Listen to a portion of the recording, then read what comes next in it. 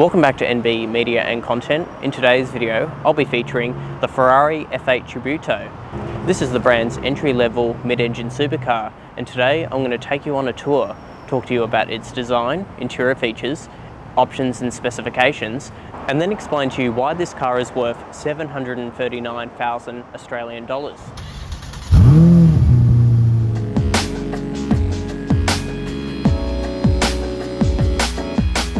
So what exactly are you getting for your money? This looks and feels similar to the previous generation, the 488 GTB, and it even shares the same design silhouette as the car it replaces. However, the F8 is shared on the same platform and remains based on the 488. So why is this particular Ferrari model so special? Well, it shares the same 3.9 litre twin-turbo V8 found in the track focus 488 Pista, and the Tributo, which translates to tribute from Italian, is meant to signify a 40-year celebration of Ferrari's V8 powered Berlinetta. The F8 is also a dying breed. It will be the last mid-engined V8 powered Ferrari without some form of electrification. Before we start, I'd like to thank Chidiac Motor Group for allowing me to film their F8 Tributo at their showroom. They are located in inner West Sydney. They specialise in exotic, prestige, luxury cars. Please feel free to contact them, and as usual, I've listed their details in the description below. But for now, let's continue on with the design. Let's talk about the options. This example is finished in Rosso Scuderia, and in terms of colours, it's pretty much endless. If you go onto the Ferrari configurator, there are many paints you can select, special colours and historical colours. There are also different wheel designs, different wheel colours, caliper colours. It is a performance car, however, it is still bespoke. Up front, we've got full LED headlights, very similar design to the previous generation 488 and the 458 Italia. On top of the bonnet, it also features the S-duct. What exactly does that do? Well, it tidies up the airflow and increases the downforce on the front axle.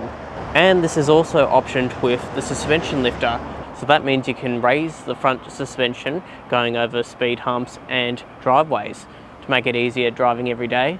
And moving on to the side of the F8, this example is optioned with the Scuderia Ferrari shields, and the wheels are finished in charcoal with the yellow brake calipers, ceramic brakes, and running on Pirelli tyres. And if we move towards the rear, we find some more classic Ferrari design elements. The F8 features some air ducts to release heat out of the engine bay. However, the free slots are reminiscent of the Ferrari F40. And Ferrari have gone back to the traditional 4-round taillights at the rear, which is a throwback to classic Ferraris from the 1980s. They are LED taillights.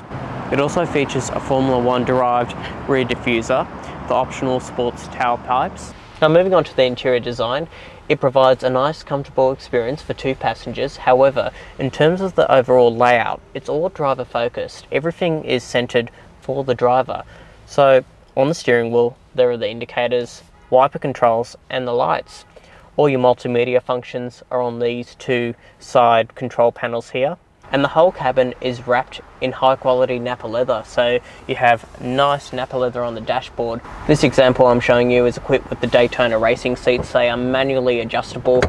This particular example is also fitted with the carbon interior upgrade, so there's carbon fibre along the centre, and there are endless colours for the leather trim, carpets to choose, seat designs, floor mats, and rev counter colours. As you can see, it features the carbon steering wheel with the half Nappa leather, and it features the drive modes just on the right side, so you can switch it from wet, sport, race, traction control all the way off. And this button is to start the engine.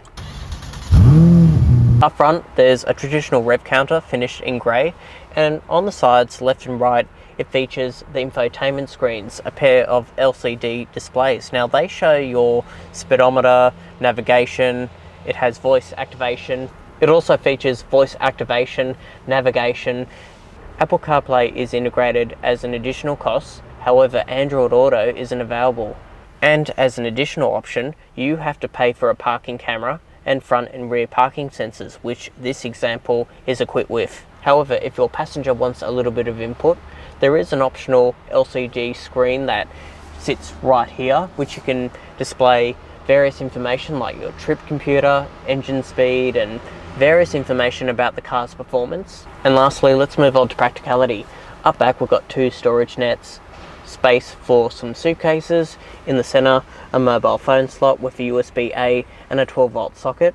And up front, we've got 2 cup holders and a key slot, and a reasonable size glove box and 2 side bins on the doors. And if I just push this button here, it opens the front boot, and then we just pull on this tab here and the bonnet comes up. Now, being a supercar, it's obviously not going to be the most practical front storage area. However, there is still enough storage for a small suitcase for going away. There's some space for the trickle charger, some of the accessory kits, and the Ferrari car cover. And if I draw your attention to this plate here, this is the F8's data card, which features the options and specifications this exact F8 is equipped with. Now let's talk about the powertrain. The release lever is just down here. All I need to do now is lift up the glass and we can see it features the same 3.9 litre twin turbocharged V8 that is used in the 488 Pista. That means it produces 530 kilowatts, 770 newton meters of torque, and all powered by a 7-speed dual clutch gearbox. The F8 can sprint from 0 to 100 in 2.9 seconds and a top speed of 340 kilometers per hour. So that concludes the tour of the F8. The replacement for this model will have some form of electrification, but I think in the future the Ferrari F8 will become a very desirable modern classic to a Ferrari collector, being the last of its kind. I hope you liked this video. Please subscribe for more of my car content, and I'll see you in the next film.